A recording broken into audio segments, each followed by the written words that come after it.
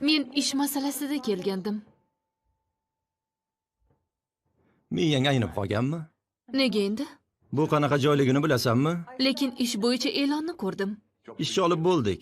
Kechagi gazetada yozilgandi. Ishon oyim qiz, senga yaxshilik qilyapman. Menga yaxshilik emas, faqat ish kerak. Sen haddan tashqari oq ko'ngilsan.